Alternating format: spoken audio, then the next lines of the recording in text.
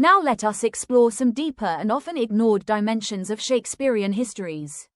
First, we have the gender dimension. Although women have limited political power in these plays, they still play highly symbolic and influential roles.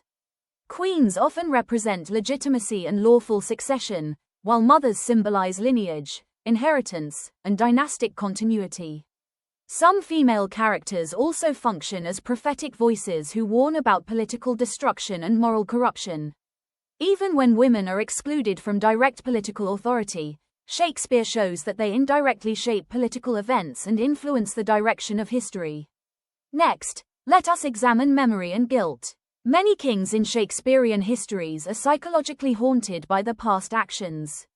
Shakespeare does not present rulers as simple political figures. He gives them emotional and psychological depth. For example, Henry IV feels guilty after usurping Richard II's throne. Even though he becomes king, he cannot fully escape inner anxiety, fear, and moral burden. This psychological conflict becomes an important feature of Shakespeare's political drama. Now let us look at peace versus war dynamics. Interestingly, Shakespeare often suggests that war can create national unity, while peace sometimes creates internal political conflict. For example, in Henry V, Henry unites England through foreign war against France. War becomes politically useful because it brings together divided groups under one national cause. This shows Shakespeare's complex understanding of politics. Rulers sometimes use warfare not only for victory, but also for strengthening political stability and national identity.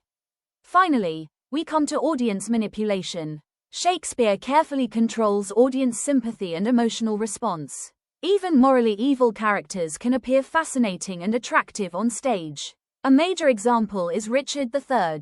Although Richard is cruel and manipulative, his intelligence, confidence, and direct communication with the audience make him dramatically compelling. As a result, the audience becomes emotionally involved in the political drama itself. Shakespeare turns spectators into active participants who constantly judge power, morality, leadership, and political ambition. Now let us study the core themes of Shakespearean histories. These themes are extremely important for university exams, competitive examinations, and essay writing because they appear repeatedly across almost all the history plays. The first major theme is the divine right of kings. According to this belief, kings are considered God's representatives on earth. Their authority is sacred and should not be challenged by ordinary people. Because of this idea, usurping or removing a king is treated not only as a political crime but also as a moral and spiritual sin. For example, in Richard II, Richard is presented as a sacred king who strongly believes in divine authority. In contrast, Henry IV becomes a guilty usurper because he gains the throne by overthrowing Richard. The second important theme is order versus disorder. Shakespeare often presents political stability as part of the natural order of the universe. When kings rule properly, society remains peaceful and balanced. But rebellion and civil war create chaos not only in politics, but also symbolically in nature and society. This is why Shakespeare repeatedly suggests that when kings fall, the entire kingdom suffers instability and confusion. The third major theme is power and legitimacy. Shakespeare constantly asks, who has the rightful claim to rule? Is legitimacy based on bloodline, military strength, intelligence, or public support? An important critical insight here is that legitimacy is often constructed, not natural. In other words, political authority is shaped through performance, propaganda, power, and public acceptance. The fourth theme is national identity. Shakespeare's history plays helped create feelings of English patriotism and national unity. England is often presented in contrast to foreign enemies, especially France. This patriotic spirit reaches its peak in Henry V, especially in the famous Agincourt speech, where national pride and collective identity become central. The fifth important theme is appearance versus reality. Many rulers in Shakespeare's histories must perform kingship-like actors on a stage. Politics itself becomes a kind of theatre. For example, Prince Hal appears irresponsible and carefree in his youth, but in reality he is carefully preparing himself for future kingship. Shakespeare shows that successful rulers often understand the importance of image and public performance. Finally, Shakespeare explores the contrast between high life and low life.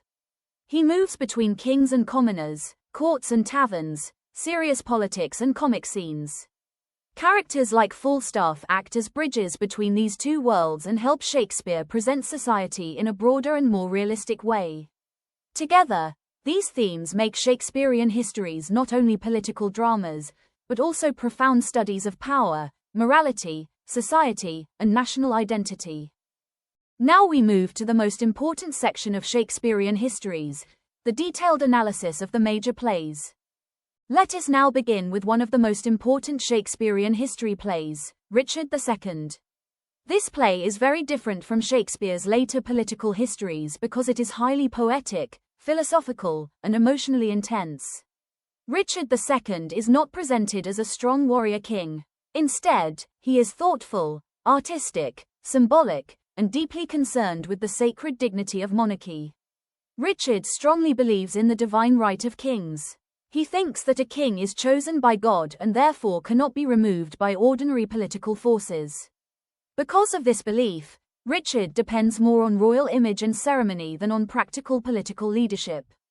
However, Shakespeare shows that kingship requires more than poetry, beauty, and sacred authority. A successful ruler also needs political intelligence, decision-making ability, and the support of nobles and subjects. Richard fails in these practical aspects. He makes poor political decisions, wastes royal wealth, punishes nobles unfairly, and gradually loses the trust of powerful supporters. As a result, Bolingbroke, who later becomes Henry IV, successfully challenges him and takes the throne. This leads to one of the central critical ideas of the play. Kingship is not sustained by poetic imagination alone, it also requires political skill. One of the most famous moments in the play is the deposition scene. In this scene, Richard is forced to give up the crown. Shakespeare uses powerful mirror imagery here. Richard looks into a mirror and shatters it, symbolizing the destruction of his royal identity and self-image. The scene becomes deeply psychological because Richard realizes that he is no longer a sacred king, but merely an ordinary human being stripped of political power. This creates an important exam insight. For the first time in Shakespeare's works, the fall of a king is presented psychologically and emotionally rather than simply politically. Shakespeare explores Richard's inner suffering, loneliness, identity crisis, and emotional collapse in great depth. Because of this psychological richness, the play often feels closer to tragedy than ordinary historical drama. Therefore, Richard II becomes not just a political play, but also a profound study of kingship, identity, power, and human vulnerability. Now let us study Henry IV, Part 1 and Henry IV, Part 2, two of Shakespeare's most complex and politically rich history plays. These plays are built around powerful contrasts between three major characters, Prince Hal, Hotspur, and Falstaff. Prince Hal, the future Henry V, initially appears irresponsible, carefree, and involved in tavern life. He spends time drinking, joking, and wandering with common people instead of behaving like a future king. In contrast, Hotspur is presented as brave, disciplined, and completely devoted to honor and military glory. He represents traditional chivalric heroism and is admired for his courage and energy. Then we have Falstaff, one of Shakespeare's greatest comic characters. Falstaff is humorous, practical, selfish, and realistic. He mocks heroic ideals and questions traditional concepts of honor and warfare. Through these three characters, Shakespeare explores major political and moral themes. One important theme is honor versus pragmatism. Hotspur believes in rigid honor and heroic reputation, while Falstaff treats honor as useless in real life. Prince Hal stands between these extremes and gradually learns how to combine political practicality with public heroism. Another major theme is youth and maturity. At the beginning, Hal behaves like an immature prince, but across the two plays he slowly develops into a disciplined and responsible future ruler. Shakespeare presents kingship as a process of growth and political education. However, an important critical insight must be remembered. Hal's transformation is politically calculated. This means Hal is not simply wasting time in youth. He consciously creates a public image of irresponsibility so that his later transformation into a strong king will appear more dramatic and impressive. In his famous soliloquy, Hal himself explains this strategy. He plans to reform at the right moment so that people will admire him even more. Therefore, Shakespeare presents Prince Hal not only as a maturing hero, but also as a highly intelligent political performer who understands image, public opinion, and leadership. These plays are important because they combine politics, comedy, psychological development, and social realism in a uniquely Shakespearean way. Now let us move to Henry V, one of the most celebrated Shakespearean history plays. In this play, Shakespeare presents Henry V as the model king, a ruler who successfully combines courage, intelligence, discipline, patriotism, and political leadership. Unlike the youthful and carefree Prince Hal of the earlier plays, Henry V appears fully transformed into a responsible and commanding monarch. He understands both warfare and political strategy, and he is capable of inspiring nobles and ordinary soldiers alike. One of Henry's greatest achievements in the play is that he unites England. Different social groups, regions, and classes come together under his leadership. Shakespeare presents him as a national king who creates unity and collective identity. The central historical event of the play is Henry's war against France, especially the famous Battle of Agincourt. Although the English army is smaller and weaker in numbers, Henry leads his soldiers to an extraordinary victory through courage, motivation, and leadership. One of the most famous moments in all of Shakespeare occurs before this battle, the St. Crispin's Day speech. In this speech, Henry tells his soldiers, "We few, we happy few, we band of brothers." The speech is powerful because it transforms fear into confidence and creates emotional unity among the soldiers. Henry speaks not as a distant ruler, but as a leader who shares danger and honor with his men. The play therefore becomes a strong expression of patriotism, heroism, and national pride. However, modern critics also raise an important debate. Is Henry truly a heroic king, or is he a political propaganda tool? Some critics admire Henry as Shakespeare's ideal ruler, brave, disciplined, and inspiring. But others argue that the play supports war too easily and glorifies monarchy and nationalism. According to this interpretation, Shakespeare may be encouraging patriotic support for political authority and military expansion. This debate makes the play especially important because Henry V can be understood both as a heroic national leader and as part of political propaganda connected with Tudor ideas of kingship and national unity. Therefore, Henry V remains one of Shakespeare's most politically complex and critically debated history plays. Now let us study one of Shakespeare's most famous and fascinating villains, Richard III. Richard III is presented as ambitious, manipulative, intelligent, and politically ruthless. From the very beginning of the play, he openly reveals his desire for power and his willingness to use deception, betrayal, and murder to achieve the throne. An important Elizabethan belief strongly influences Shakespeare's portrayal of Richard. Physical deformity was often associated with inner moral corruption. Because of this belief, Shakespeare presents Richard with a deformed body, a crooked back and physical abnormalities, to symbolize his twisted mind and evil nature. Modern audiences may view this differently, but for Elizabethan viewers, outward appearance was often linked with moral character. However, Richard's greatest weapon is not physical strength, it is language. He is a master of manipulation and persuasion. Richard can change his speech according to the situation, deceive other characters, and control people psychologically through words. He uses charm, irony, false humility, and emotional performance to hide his true intentions. One of the most striking dramatic techniques in the play is that Richard frequently breaks the fourth wall. This means he directly speaks to the audience through soliloquies and private comments. By doing this, Shakespeare creates a special relationship between Richard and the audience. The audience becomes aware of his secret plans even while other characters remain deceived. As a result, viewers are both shocked by his evil actions and fascinated by his intelligence and confidence. This leads to a very important critical insight. Richard III is Shakespeare's first fully developed psychological villain. Unlike simple villains in earlier drama, Richard possesses deep self-awareness, psychological complexity, and theatrical energy. Shakespeare allows the audience to enter directly into Richard's mind, ambitions, fears, and manipulative strategies. Because of this psychological depth, Richard becomes not just a political tyrant, but one of the most memorable villainous characters in world literature.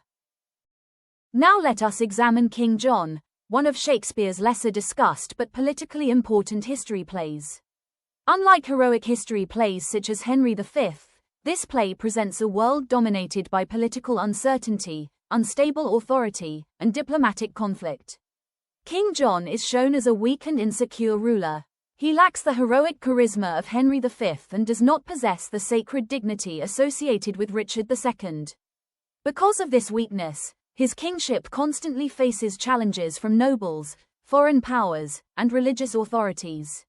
One of the central themes of the play is political instability. Throughout the drama, alliances change rapidly, loyalty becomes uncertain, and political decisions are driven more by survival and strategy than by honor or morality.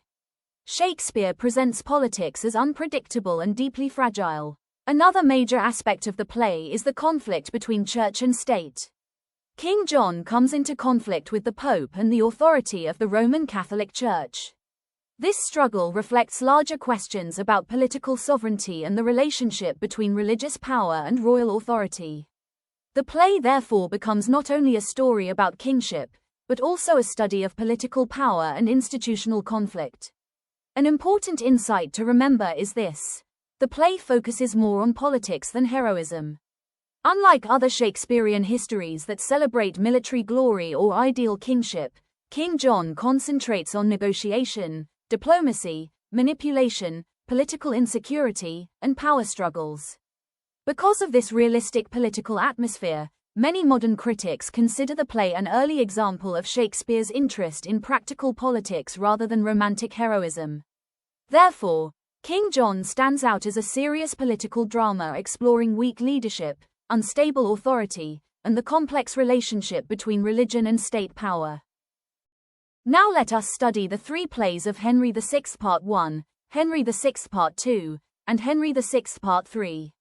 Together, these plays present one of the darkest periods in English history, a time of political weakness, civil war, and national disorder. At the center of the plays is King Henry VI, who is shown as a weak and ineffective ruler.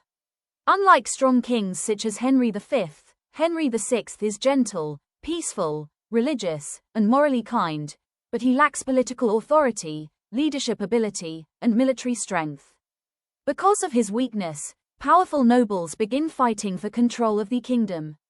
This conflict gradually develops into the famous Wars of the Roses, a civil war between the House of Lancaster and the House of York.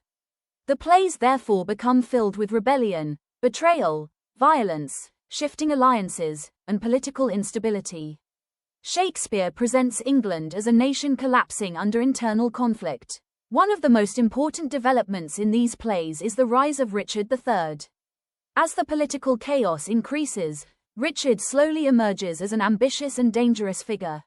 Shakespeare begins developing the qualities that later become fully visible in Richard III: manipulation, cruelty, intelligence, and hunger for power. The major themes of these plays are chaos, civil war, and the collapse of authority. Shakespeare repeatedly shows how weak kingship destroys political stability. When royal authority becomes ineffective, the entire social and moral order begins to break apart. Families turn against each other, nobles betray allies, and violence spreads throughout the nation. In some scenes, Shakespeare even presents fathers unknowingly killing sons and sons killing fathers during battle, symbolizing the horror of civil war. These plays are important because they show the dangerous consequences of political disorder and failed leadership. Shakespeare suggests that without strong and legitimate authority, society falls into confusion, bloodshed, and destruction. Therefore, the Henry VI trilogy forms the chaotic center of Shakespeare's history cycle and prepares the way for the rise of Richard III and eventually the restoration of order under the Tudors. Now let us turn to Henry VIII, one of Shakespeare's final history plays.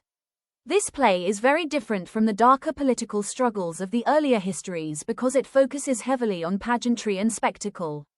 Shakespeare fills the play with grand ceremonies, royal processions, court scenes, celebrations, luxurious costumes, and visual magnificence. The atmosphere often feels majestic and theatrical, emphasizing the glory and power of monarchy. Unlike plays such as Richard III or Henry VI, where conflict and violence dominate, Henry VIII presents politics in a more ceremonial and celebratory manner. One of the most important moments in the play is the birth of Elizabeth I. Shakespeare presents this event as a symbol of hope, stability, and national greatness. In the final scenes, there is even a prophetic tone suggesting that Elizabeth will become a wise and glorious ruler who will bring peace and prosperity to England. This leads to the central insight of the play. Henry VIII functions as political propaganda celebrating the Tudor dynasty. Since Elizabeth I belonged to the Tudor family, the play indirectly glorifies Tudor rule and presents the dynasty as the force that restored order and greatness to England after earlier periods of conflict and instability. The play therefore combines entertainment with political celebration. Shakespeare uses spectacle, ceremony, and royal imagery to strengthen the idea of the Tudors as legitimate and divinely favored rulers. Because of this strong emphasis on visual grandeur and royal praise, Henry VIII is often seen as both a historical drama and a theatrical celebration of Tudor monarchy. Now let us discuss one of the most advanced and modern interpretations of Shakespearean histories, the idea of the king as an actor. According to this interpretation, kingship in Shakespeare is not based only on bloodline or legal legitimacy. A king must also perform the role of kingship convincingly before the public. In other words, political power depends greatly on image, appearance, speech, ceremony, and public performance. A ruler must appear confident, authoritative, heroic, and worthy of obedience. If the performance fails, political authority becomes weak. A major example is Prince Hal in Henry IV, Part 1 and Henry IV, Part 2. At first, Hal deliberately behaves like an irresponsible young man spending time in taverns with Falstaff and common people. However, this behavior is partly strategic. Later, when he transforms into Henry V, the change appears dramatic and impressive to the public. Shakespeare therefore suggests that successful kings understand how to shape public perception and political image. This leads to a very important critical insight. Power depends not only on legitimacy, but also on public image. Now let us move to the role of ritual and ceremony. In Shakespearean histories, coronations, royal processions, court ceremonies, public speeches, and battles are not shown merely as historical events. They function as symbolic performances of political authority. These rituals visually display power and remind people of the king's position and sacred status. For example, in Richard II, the deposition scene is staged almost like a political ritual. The removal of the crown becomes a symbolic destruction of royal authority itself. Shakespeare carefully shows that when royal rituals collapse, political power also becomes unstable. This creates another important insight. Loss of ritual often symbolizes loss of authority. Therefore, Shakespeare presents politics almost like theater, where rulers survive not only through force or law, but also through performance, ceremony, symbolism, and the ability to control public imagination.